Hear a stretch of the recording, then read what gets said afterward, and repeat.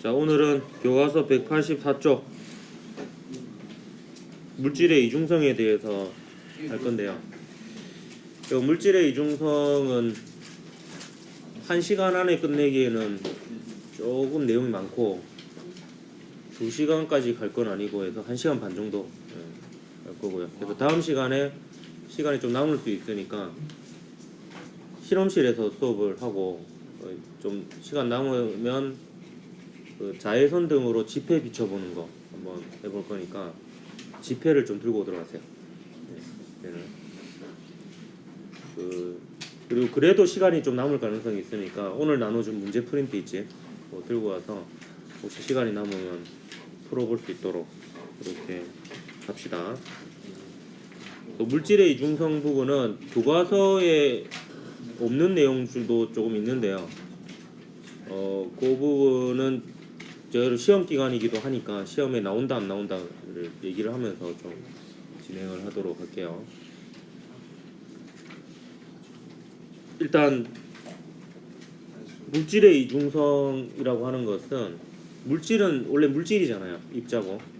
그래서 그거는 너무 당연한 거고. 근데 빛은 좀 얘기가 달랐습니다. 빛은 파동이냐 입자냐, 파동이냐 물질이냐 가지고 예전부터 논란이 있어 왔거든요. 그래서 물질의 파동성을 나타내는 게 대표적인 게 간섭 현상이었잖아. 간섭과 회절이 일어나면 있기 때문에 빛은 파동이다라고 했었는데 또 갑자기 빛은 입자라고 주장한 사람이 있었죠. 광전 효과를 제대로 설명하려면 빛을 입자로 봐야 된다라고 주장하고 그 논문이 1905년에 발표가 됩니다. 아인슈타인에 의해서. 근데 그 뒤로 하나의 사건이 더 있는데요. 요거를 좀 소개할 겁니다. 요거는 시험 문제하고 관련이 없습니다. 네, 좀 추가적으로 설명하지만 시험하고는 관계없는데 1923년에 컴퓨터론이라는 사람이 또 실험을 하나 하게 되는데요.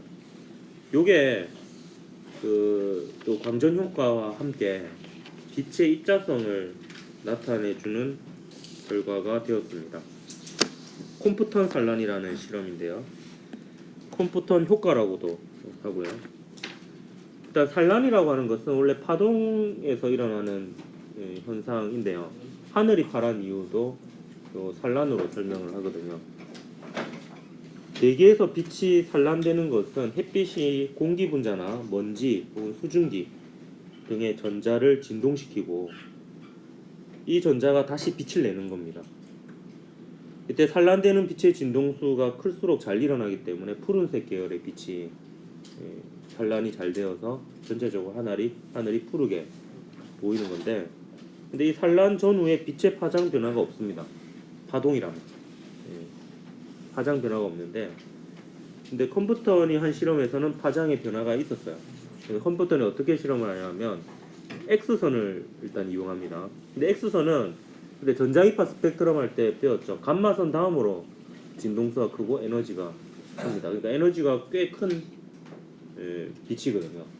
X선을 얇은 흑연판에 쏘는데 근데 이때 흑연 분자의 결합 에너지는 X선의 에너지보다는 매우 작습니다. 그러니까 X선 입장에서는 그 흑연 원자에서 전자를 떼어놓는 것은 일도 아닌 거예요. 그러니까 거의 자유로운 전자인 상태와 유사합니다. 그러니까 스케일이 좀 결합 에너지는 거의 무시할 수 있을 수준 정도 됩니다. 그러면 자유로운 전자에 X선을 쪼는 상황이 되는 거예요. 근데 빛이 파동이라면 그냥 산란 현상이 일어난다면 그 전자가 그냥 에너지를 흡수했다 그대로 방출을 하기 때문에 파장의 변화가 없어야 되는데 실제로는 파장이 길어졌고요. 처음보다 파장이 길어졌고 그 말은 파장이 길어졌다는 거는 얘를 입자로 보면은 광자 한 개당 에너지가 줄어든 거거든요. 근데 이게 되게 자연스러워요. 입자로 보면. 왜냐면 전자가 움직이게 됐잖아요. 그럼 전자가 일부 에너지를 가져간 거예요. 그러니까 에너지적으로 봐도 이제 문제가 없는 거죠. 근데 그 컴퓨턴 산란 실험이 있기에 앞서 아인슈타인의 이론에 의하면 파장이 람다인 빛 있잖아요. 빛을 입자로 볼 수 있고 그 입자는 람다분의 h라는 운동량을 가진다라는 이론이 있었습니다. 이게 이제 광자의 운동량인데요. 이 실험에서도 x선을 광자로 보고요.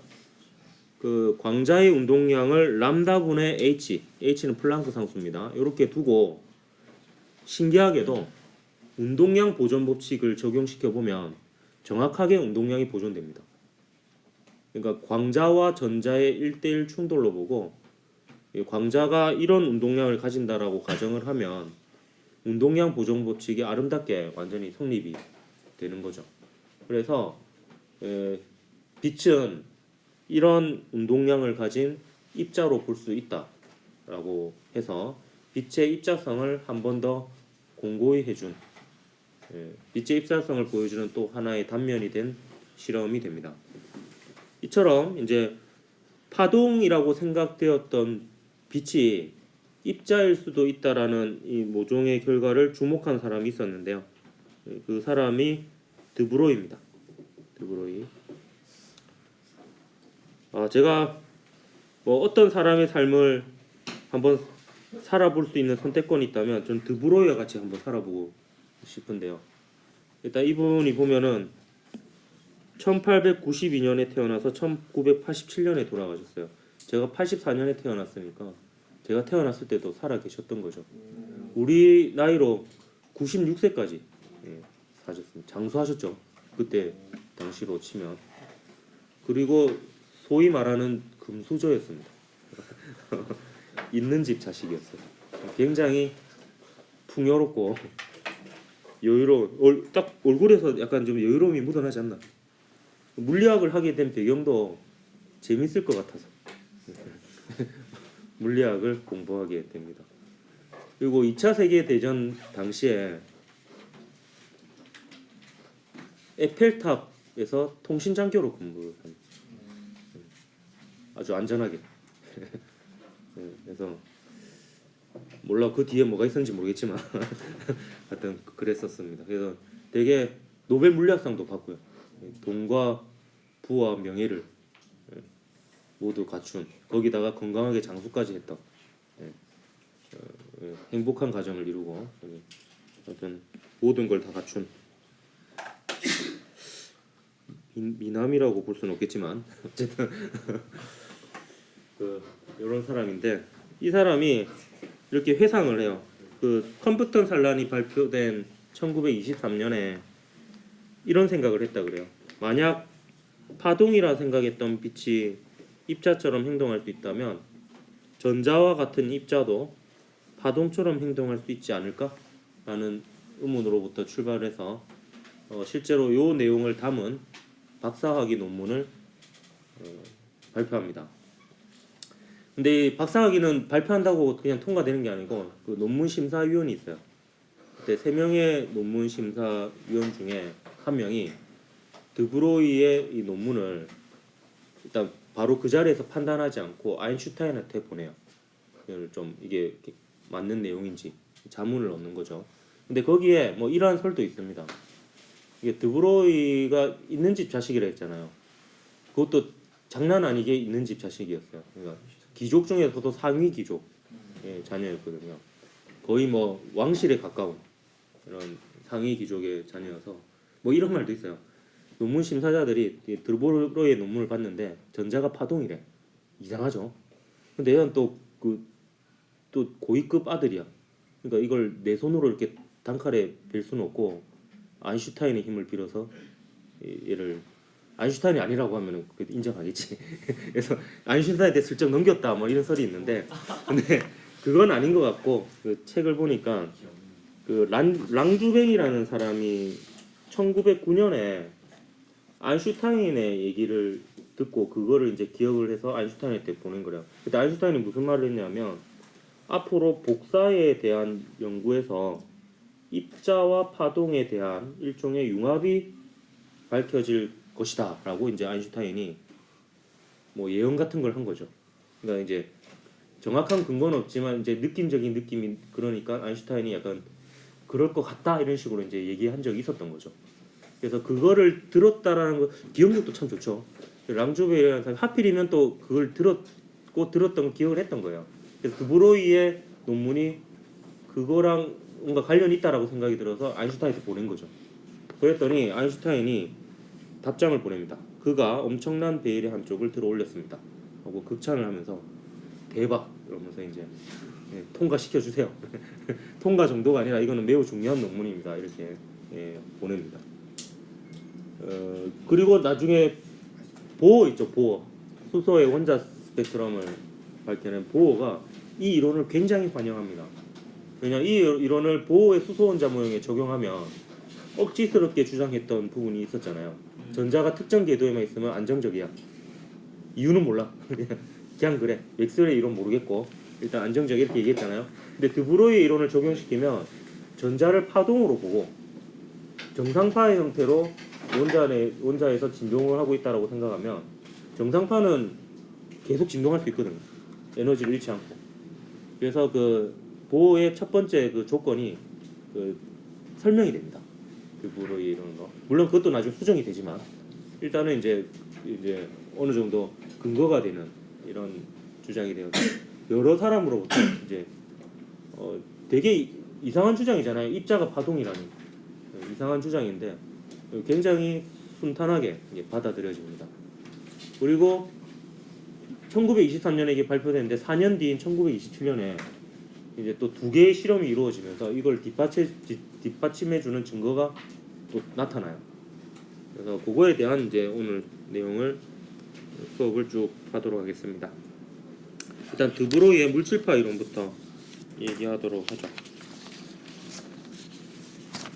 일단 물질파라는 단어가 나왔는데 물질도 파동으로 볼 수 있다는 거예요. 그럴 때 이제 이게 이 용어 자체가 이중적이죠. 물질파, 물질이면서 파동인 거예요. 그래서 물질파라고 얘기를 합니다. 근데 그 하이젠베르크가 쓴 책 중에 부분과 전체라는 책이 있어요. 그 지금도 그 필독도서에 있는지 모르겠는데 서울대 필독도서 100권 안에 들어가 있거든요. 이게 하이젠베르크의 일종의 자서전 비슷한 느낌의 책인데 거기에 제가 그런 말이 되게 인상이 깊었더라고요. 사실 자연이 문제가 아니고 인간이 문제고 인간의 언어가 문제다 이런 말을 써요. 우리가 물질이고 파동이고 이렇게 용어를 만들어 놓고 그 틀에다가 뭔가를 끼워 넣으려고 하는데 사실 자연은 애초부터 그게 구분이 안 되는 거였다. 뭐 이렇게 얘기를 하더라고요. 그러니까 우리가 오히려 파동이라는 단어와 입자라는 단어가 있다 보니까 오히려 혼란스럽다 이런 얘기를 하더라고요. 하여튼 뭐 생각해 보세요. 다음에 기회가 되면 읽어보세요. 많은 생각을 하게 해주는 책이에요. 과학책이라기보다는 철학책에 좀 가까워. 근데 과학도 이제 깊이 들어가면 철학하고 경계가 모호해지거든요. 물질파. 자, 파동인 빛이 이때까지는 파동이라고 밝혀졌죠. 이중슬립 간섭 실험 그리고 전자기파 발견 이런 것에 의해서 파동이라고 밝혀졌습니다. 근데 파동인 빛이 입자성을 나타낸다면 이거는 광전 효과와 컴퓨터 산란에 의해서 밝혀진 거죠. 그러니까 빛을 입자로 볼 수 있다는 것은 운동량을 가진다는 뜻입니다. 운동량이 입자의 대표적인 물리량입니다. 질량 아닙니다. 질량이 없어도 운동량 가질 수 있고 대표적인 게 광자예요. 광자는 질량이 없는데 운동량은 있어요. 운동량이 있으면 입자라고 볼 수 있습니다. 그래서 파장이 람다인 파동이 람다분의 h라는 운동량을 가질 수가 있다면 거꾸로 전자와 같은 물질 입자도 그러니까 물질이라고 할 때도 있고 입자라고 할 때도 있습니다. 거의 동의어라고 봐도 됩니다.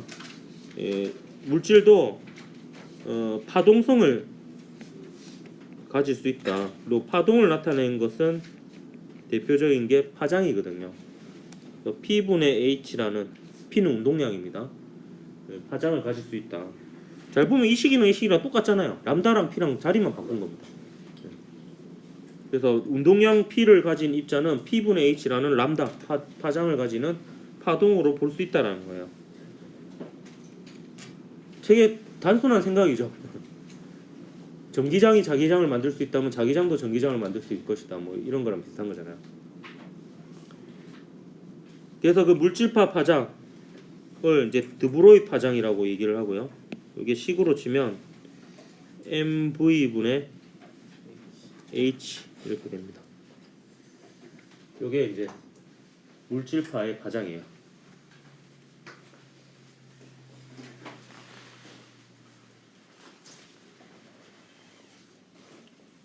요 질량 m이고 속도가 v인, 즉 운동량을 가진 입자는 mv분의 h, p분의 h라는 파장을 가지는 파동으로 볼 수 있다. 따라서 요게 물질 입자의 파동성을 나타낸다. 따라서 입자이면서 파동이기도 한, 물질이면서 파동이기도 한 요 물리적 대상을 물질파라고도 이렇게 얘기를 합니다. 근데 우리가 일상생활에서는 이게 거의 모릅니다. 사실 이래 치면은 여러분도 파동으로 볼 수 있잖아요. 지구도 파동으로 볼 수 있고, 책상도 파동으로 볼 수 있고, 사과도 파동으로 볼 수 있는데 h가 워낙 작아요. 66261034 이게 옛날 제 그 일본어거든요. 6.626 곱하기 10의 마이너스 34승. 굉장히 작은 숫자예요. 요새는 특수문자 들어가면 되니까 요 사이 점이랑 곱하기 마이너스 이런 거 넣으면 되겠네. JS. 이거 비밀번호로 꽤 괜찮네요. 잊어버리지도 않고 그냥 모르면 이게 검색하면 되고. 그 힌트 이라면 플랑크 상수 이러는 거 되잖아. 해킹하기 쉽지 않다. 아 설마 해커가 뭐 그 정도까지 그 뭐 요거까지 쓸 수도 있고 여기만 쓸 수도 있고 요까지만 쓸 수도 있고 다양하잖아요. 근데 빛은 질량이 0인데 운동량 많이 낮잖아요. 예. 아 그게 가능합니다. MV가 0이 그걸 어떻게 설명해야 될지 잘 모르겠습니다. 이게 나중에 그 대학교 가면 그 상대론적 역학이라는 게 있거든요. 거기에 가면 이제 그런 얘기가 나와요. 그래서 그래서 그 파피용이나 이런 데 보면 베르나르 베르로소스를 보면 그 우주선 중에 돛단 배가 있거든요. 이게 돛을 달아가지고 태양에서 온 광자의 운동량을 받아가지고 가속하는 뭐 그런 거 있거든요. 그래서 운동량이 있습니다. 예. 그거는 생략하도록 할게요. 찾아보는 걸로. 미안합니다. 이게 제한된 시간이 있기 때문에. h가 매우 작으므로 m이 매우 작아야지 그나마 이게 파장이 의미 있는 값이 되는데요. 요 교과서에 계산해 보는 게 있어요. 한번 살펴볼게요. 알파 입자 같은 경우에는 질량이 6.7 곱하기 10의 마이너스 27승 kg이고 속력이 10의 7승 m/s라고 하면 그냥 요식을 쓴 겁니다. 파장은 질량 곱하기 속도분의 플랑크 상수. 이렇게 계산하면 9.89 곱하기 10의 마이너스 15승 m가 되는데 이렇게 하면은 느낌이 안 오잖아요. 근데 보통 원자핵의 지름이 1.6 곱하기 10의 마이너스 15승 m 정도 돼요. 그러니까 10의 마이너스 15승 m 정도 됩니다. 그러니까 얘는 원자핵의 지름 정도 되니까 어느 정도 의미를 가져요. 실제로 알파 입자도 그 파동의 성질을 띠는 뭐 간섭 현상이랑 회절 이런 걸 한다는 게 이미 밝혀졌습니다. 네. 지금 어디까지 밝혀졌냐면 그 탄소 60개로 이루어진 거 있죠. 축구공.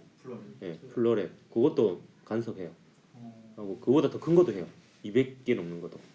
그러니까 알파 입자 정도야 이 정도면 의미가 있다라고 봅니다. 근데 골프공이나 지구를 보면 10의 마이너스 34승, 10의 마이너스 63승이에요. 원자핵 지름보다 훨씬 작아요. 그러니까 얘는 뭐 의미가 없어요. 그러니까 이제 우리가 모르는 거죠. 이제 파동성은. 있긴 있지만 없는 거와 마찬가지다 이렇게 볼 수 있습니다. 뭐 전자 같은 경우에는 꽤 큽니다. 4.3 곱하기 10의 마이너스 12승이잖아요. 원자핵보다도 훨씬 크죠. 속력이 그 광속의 한 절반 정도라고 했을 때 이렇게 되겠고요. 달리기 선수는 플랑크 상수보다 작죠. 파장이 원자핵보다 훨씬 작으니까 그 우리가 막 이렇게 간섭 현상을 일으키고 이럴 거는 걱정 안 해도 됩니다. 플랑크 상수가 매우 작기 때문에 미시세계 아니고서는 이런 그 물질의 이중성이 나타나지는 잘 않는다 이렇게 보면 되겠습니다. 그러니까 실제 우리가 사는 세계에서는 파동은 파동이고 입자는 입자인 거죠. 근데 이제 미시 세계로 가면 이게 구분이 모호해지는 이런 상태가 생깁니다. 근데 그건 자연이 이상한 게 아니고 우리가 그냥 모를 뿐이다. 보면 되겠습니다. 자, 이제 두 가지 실험 소개할 텐데 이거는 1927년에 이루어졌던 두 가지 실험으로 드보로이의 물질파 이론을 실험적으로 뒷받침해주는 증거가 되는 실험이 되겠습니다. 이 실험은 교과서의 본문에는 나와 있지 않는데 뒤에 읽을 거리에 잠깐 언급이 되어 있습니다. 하지만 제가 다른 교과서를 보니까 다른 교과서는 설명이 되어 있어요. 그래서 이거는 추가적으로 설명을 하고 시험 문제하고 관련이 있을 수도 있습니다. 그래서 미리 얘기를 합니다. 그 부분은 일단 데이비슨 건머 실험은 어떻게 하냐면 이 사람들이 또 되게 천재적인데요. 일단 그 드브로이의 물질파 이론으로 계산을 했을 때 전자의 파장은요 X선의 파장과 굉장히 유사합니다. 거의 비슷해요. X선의 파장하고. 그래서 그걸 감안해서 실험을 하는데 실험을 이제 같은 걸 가지고 두 개를 하는데 니켈 결정에다가 전자를 한번 쏴보고요. X선도 한번 쏴봅니다. 그 다음에 이 니켈 결정에서 반사된 전자나 X선을 관찰을 해요. 각도에 따라서. 근데 이 각도에 따라서 뭐가 변하냐면 이 니켈 결정이란 것 자체가 분자가 규칙적으로 배열되어 있는 거거든요. 그러면 얘가 반사면이요. 사실 굉장히 다양합니다. 요게 반사면이라고 볼 수도 있고요. 지금은 이제 요렇게 선을 그은 게 요게 반사면이에요. 하지만 반사면이 다양할 수 있는 게 요게 반사면일 수도 있고요. 그 다음에 요게 반사면일 수도 있습니다. 어떤 느낌인지 알겠습니까? 이게 어떻게 잡느냐에 따라서 반사면이 다르고요. 그리고 반사면의 두께를 한번 보십시오. 두께가 다 다르죠. 각도에 따라서. 그래서 얘가 반사하는 각도에 따라서 반사면의 그 막의 두께가 달라요. 그러면 여기 위에서 반사된 빛과 아래에서 반사된 빛이 윗면에서 반사된 빛과 아랫면에서 반사된 빛이 경로 차이가 생길 거 아니에요. 그럼 그 각도에 따라서 얇은 막 간섭과 유사하게 각도에 따라서 그 경로 차이가 달라질 거고 그러면 이제 그 전자의 입장에서 특정 각도에서는 보강 간섭이 될 조건이 될 수도 있을 거고 상쇄 간섭이 될 조건이 될 수도 있을 겁니다. 그렇게 해서 실제로 실험을 해봤더니 특정 각도에서 50도에서 전자가 가장 많이 발견되었고요. 그 다음에 도브로이의 이론으로 계산한 물질파 파장으로 계산한 전자의 파장과 똑같은 파장의 X선으로 실험을 해봤더니 똑같은 각도에서 X선이 가장 강하게 나왔습니다. 즉 보강 간섭을 했다는 거죠. 이 각도에서. 그래서 결과적으로 보면 전자가 간섭한다는 것을 발견하게 됩니다. 그래서 특정 각도에서 검출되는 전자의 수가 많았다는 것은 여기서 보강 간섭이 일어났다는 거예요. 그래서 X선을 결정해 비췄더니 얘나 똑같은 파장의 X선으로 했더니 똑같은 각도에서 보강 간섭이 일어났어요. 그래서 결론은 전자도 입자로 생각했던 전자도 간섭 현상이 일어난다는 겁니다. 근데 이 간섭은 파동의 성질이거든요. 그러니까 전자도 파동처럼 행동한다 라는 게 되는 거죠. 그것도 아주 그냥 단순한 간섭 현상을 본 게 아니라 드보로의 물질파 이론으로 파장을 계산하고 그 동일한 파장의 X선을 했을 때 동일한 결과가 나온 것을 보면서 이제 정확하게 간섭을 한다라는 것을 발견하게 됩니다. 그래서 요식이 맞다라는 것을 입증한 거죠. 상세 관습도 일어나는 거죠. 예, 그렇겠죠. 그리고 파동의 성질을 나타내는 게 간섭 말고 간섭과 유사한 회절이 있거든요. 또 그걸 이용한 실험이 같은 해에 J.P. 톰슨에 의해서 발견이 됩니다. 이게 톰슨의 전자회절 실험인데요. 전자를 금속박에 비춰요. 그럼 금속박을 이루는 원자들 사이의 틈을 통과하면서 회절 무늬를 나타내게 되는데 마찬가지로 전자의 파장과 물질파 파장과 같은 파장의 X선과 전자를 가지고 서로 실험을 해봤더니 동일한 형태의 무늬가 나타납니다. 회절 무늬가요. 그래서 이 동일한 회절 무늬가 나타났다는 것은 역시 회절은 파동만의 성질이고요. 전자가 회절한다는 것은 전자를 파동으로 볼 수 있다라는 거고요.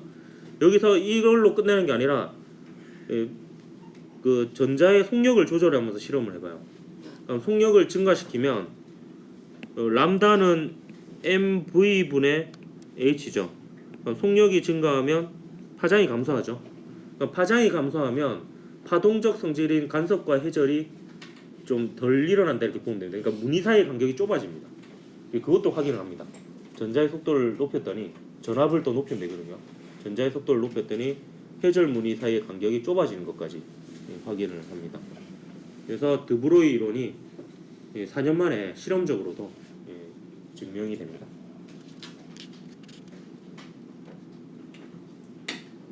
근데 조금 드라마적인 요소가 하나 있는데요. 이 톰슨, 그러니까 전자회절 실험을 했던 조지 페지 톰슨의 아버지가 조지프 존 톰슨으로 전자를 발견한 사람입니다. 그래서 아버지는 전자를 입자로서 발견을 한 사람이에요. 그래서 아버지 J.J. 톰슨은 전자가 입자라는 것을 발견해서 1906년에 노벨 물리학상을 받게 되고, 그의 아들인 J.P. 톰슨은 전자의 회절무늬 발견으로 전자가 파동이라는 것을 입증함으로써 1937년 노벨 물리학상을 받습니다. 그러니까 부자지간에 노벨 물리학상을 받은 것도 신기한데, 아버지는 전자의 입자성, 아들은 전자의 파동성으로 받았다는 게 되게 진짜 드라마 같죠? 이런 각본도 없을 것 같아요. 아버지 톰슨이 1940년에 돌아가셨으니까 1937년에 아들이 노벨 물리학상 받는 거 보고 행복하게 눈을 감으셨을 것 같네요. 부자네요, 그죠? 둘 다 노벨상 받고 부자지간에 부자네, 그죠? 대본에 있는 거여 가지고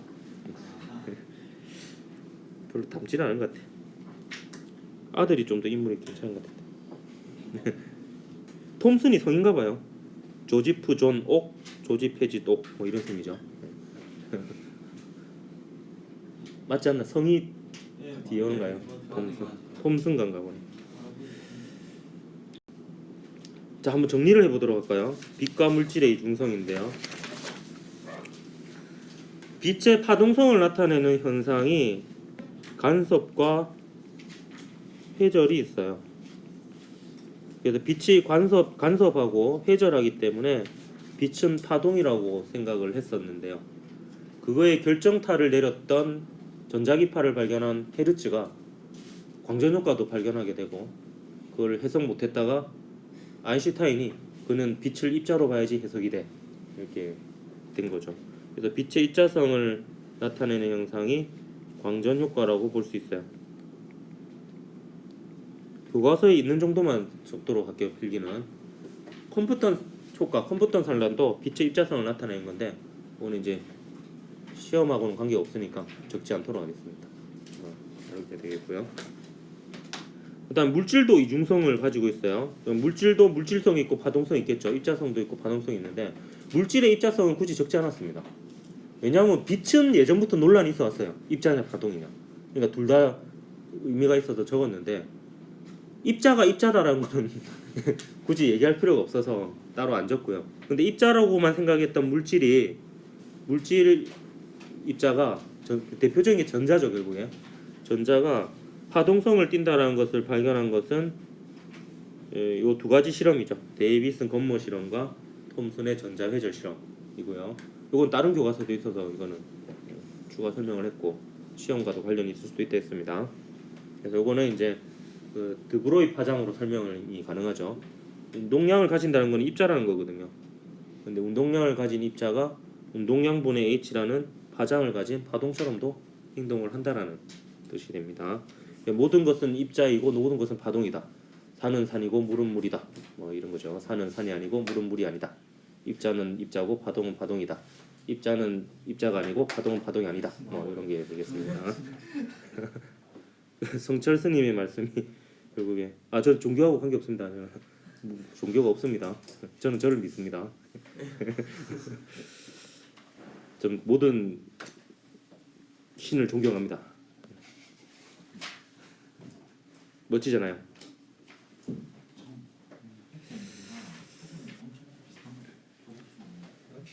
자, 이거는 교과서에 있는 예시인데요. 활동 두 가지인데, 전자에 의한 바람개비 회전. 요거는 저는 아쉽게도 한 번도 안 해봤는데, 전자를 이렇게 쏘면요 바람개기가 돌아간대요. 예, 전자를 쏘면 보통 이제 전자는 열전자 방출 방식으로 하거든요. 필라멘트에 열을 가하면 그래서 전자가 튀어나오거든요. 그래서 쏘면 이게 바람개가 돌아간다는데 제가 이런 실험 기구를 몇 번 본 적은 있는데 그냥 전원장치에 연결하면 되나? 어떻게 작동시키는지 잘 몰라가지고 못 해봤는데 하여튼 요거는 너무나 당연한 결과로서 전자의 입자성을 나타내주는 실험 중에 하나고요.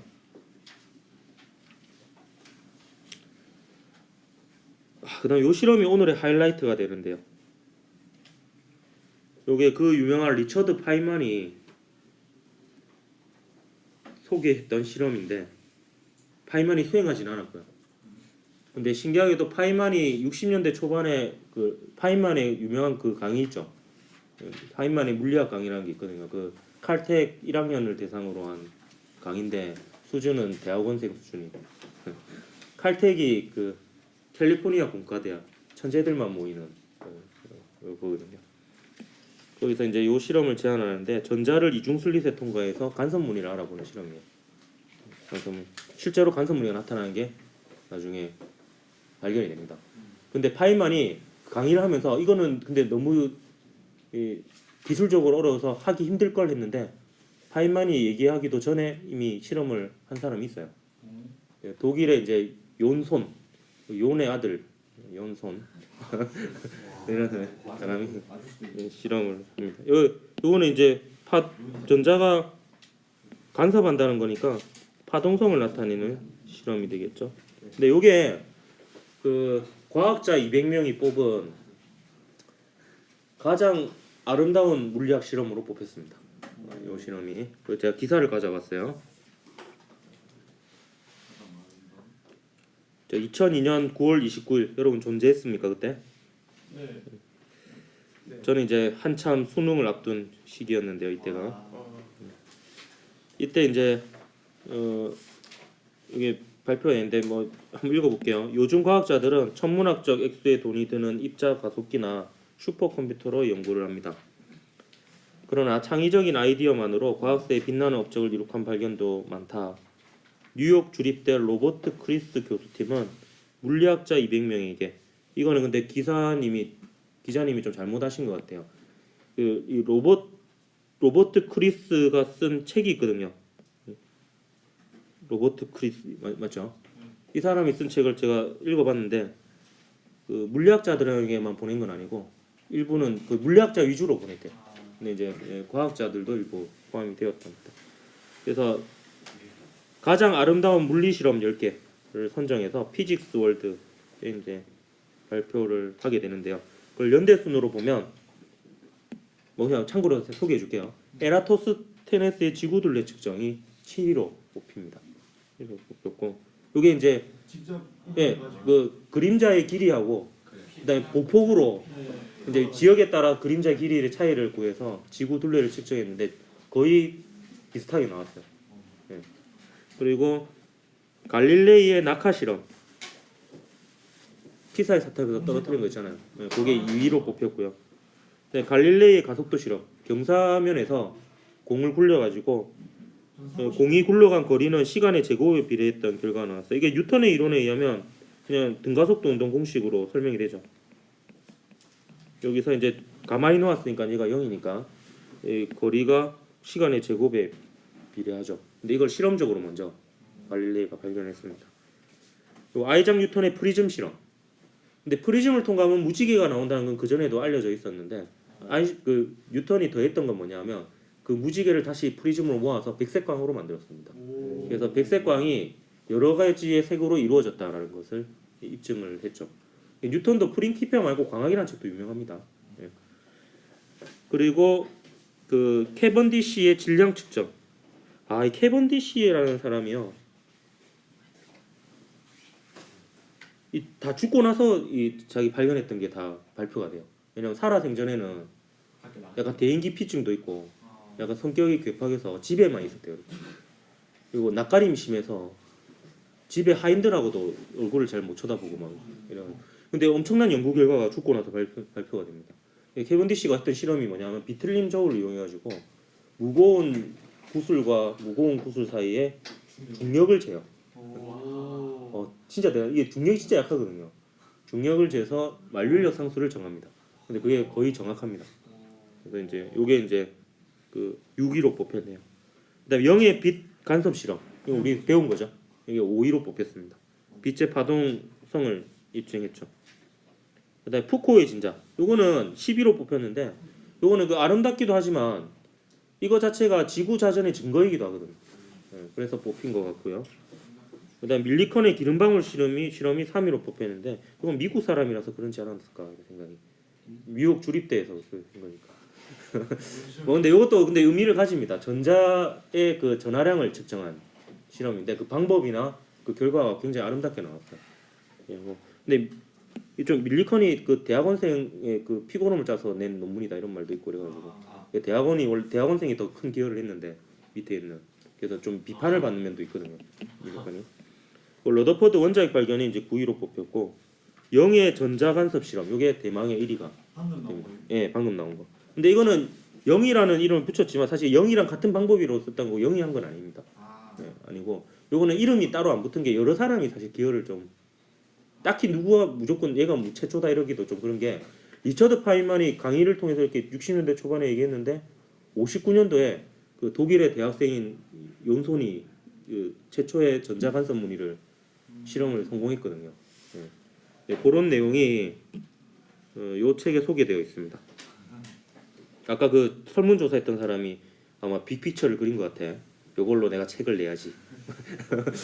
그랬던 건 아닌 것 같고 이 사람이 이제 책을 근데 제목을 보면 약간 의도가 분명히 물리 실험밖에 없는데 과학 그냥 실험이라고 이렇게 뭉뚱그려가지고 독자층을 좀 넓히려고 했지 않았나.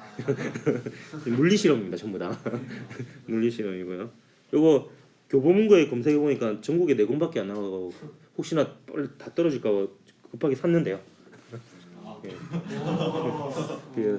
하고 우리 학교 도서관도 일단 신청을 해놨어요. 근데 올해 안 되고 내년에 될 가능성이 높을 것 같은데. 근데 이게 보니까 절판될 것 같아가지고 보니까 이게 다시 재판될 것도 같은 게 작년 11월에 3세를 했더라고. 그러니까 이게 또 다 팔리면 또 다시 찍지 않을까 싶기도 하고. 근데 혹시나 다 떨어질까봐 일단 급히 구매를 해서 요 그 맨 마지막 그 1위 한 거 있죠. 그것만 읽어봤어요. 그게 좀 표 차이가 많이 나게 1위를 했다 하더라고요. 그래서 이거는 아마 다른 거는 뭐 또 다른 집단이나 이렇게 하면은 뭐 이게 이견이 있을 수도 있겠지만 아마 요거는 다른 집단이 조사를 해도 뭐 상위권에 형성되지 않을까 이렇게 생각을 했고요. 그리고 이게 알려진 거에 이게 사람들이 굉장히 중요한 실험이라고 생각하는 거에 비해서 최초로 실험한 사람은 안 알려져 있고 저도 이번에 처음 알았거든요. 그래도 사람이 죽으면 이름을 남기는 건데 이름 알려줄게요. 연손이래요. 연손. 요네 아들. 네, 연손. 시험에 안 나온다. 여기 이제 얘가 대학원생 시절일 때 발견했더라고요. 이 사람이 1959년에 얘를 그 성공을 해요. 근데 그때 당시에는 이게 기술적으로 굉장히 어려운 거임에도 불구하고 성공을 하는데 리처드 파인만은 미처 이거를 소식을 못 들었나 봐요. 그래서 강의할 때 그 이 실험을 제안하면서도 이건 아마 어려울 거야 이러면서 이제 그렇게 했는데 용손이라는 독일의 그 대학원생이 실험을 이걸 하려고 마음을 먹었을 때 주변에 이제 선배 과학자들이 그 어렵다고 포기하라고 아마 안 될 거야 이렇게 얘기했는데 그때 그 멜렌 슈테트라는 교수가 실험 물리학자의 사전에 안 될 거야라는 말은 없다라고 얘기하면서 한번 해봐라 이렇게 해가지고 용기를 얻어서 진짜 했네요. 그래가지고 여기 용손이 찍은 최초의 사진이 이게 59년도에 이렇게 전자의 간섭무늬 사진이 나와 있습니다. 그래서 이 책이 좀 괜찮은 게 10개의 실험에 대해서 좀 비하인드 스토리하고 이렇게 좀 비교적 상세히 이렇게 나와 있어가지고 조금 괜찮은 책인 것 같아요. 그래서 미리 획득을 해놨습니다. 나중에 필요할 때 한 번씩 읽으려고. 그럼 그거와 관련된 문제 하나 풀어보고 마치도록 할게요. 이 시험 기간 읽으면 굉장히 재밌을 거예요. 이런 거는 뭐든지요. 예. 그래서 빌려주지 않겠습니다. 도서관에도 없을 거야. 내년쯤 들어올 거야. 자, 그림은 속력이 V인 전자가 단일 슬릿과 이중 슬릿을 통과하여 형광판에 나타내 간섭 무늬를 관찰하는 실험을 모식적으로 나타낸 겁니다. 이때 형광판을 쓴 이유는 전자가 눈에 안 보이거든요. 그러니까 이제 뭐 약간 사진으로 치면 인화지랑 같은 거라 이렇게 보면 되겠습니다. 전자가 부딪히면은 흔적이 남는 이런 게 되겠습니다. 델타 X는 이웃한 밝은 무늬 사이 간격이고요. 옳은 것을 골라라. 기억. 형광판에 나타난 간섭 무늬는 전자의 파동적 성질 때문에 나타난 것이다. 맞죠? 간섭 자체가 파동적 성질이죠. 그리고 형광판이 이중 슬릿에서 멀어질수록 델타 X는 커진다. 자, 델타 X는 D분의 L 람다입니다. 그래서 이 식을 기억하는 게 좋을 거예요. 그럼 L이 커지면 델타 X 커지죠. 이것도 뭐 0의 이중 슬릿이라고 하고 거의 유사합니다.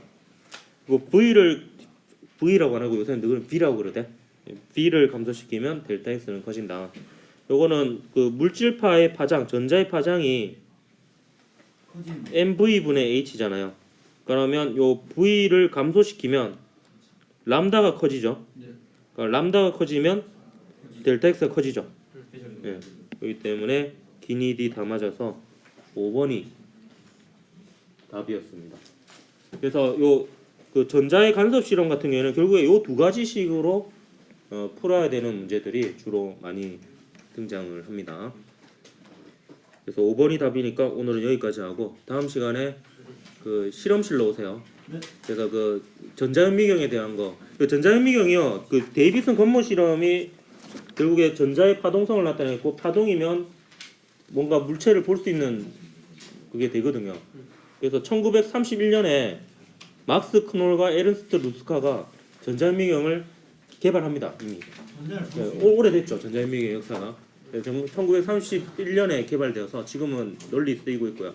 다음 시간에 그 전자현미경의 원리에 대해서 얘기를 할 거고, 근데 시간이 좀 남을 것 같아서 저번에 그 안 했던 그 자외선 등으로 지폐 관찰할 거니까 형광문이 그래서 지폐를 좀 아름아름 가져오도록 하고, 혹시 외국 지폐도 있으면 좀 들고 와보든가 그렇게 하고. 지폐도 있어요. 그럼. 뭐 나도 궁금하네. 그게 있을란가. 있을 수도 있겠지. 네. 이렇게 하고 그 다음 시간 그렇게 하고도 시간이 좀 남을 수 있으니까 그 오늘 나눠준 문제 프린터도 좀 들고 온나. 네. 여기까지 하겠습니다. 수고했습니다. 고맙습니다. 네.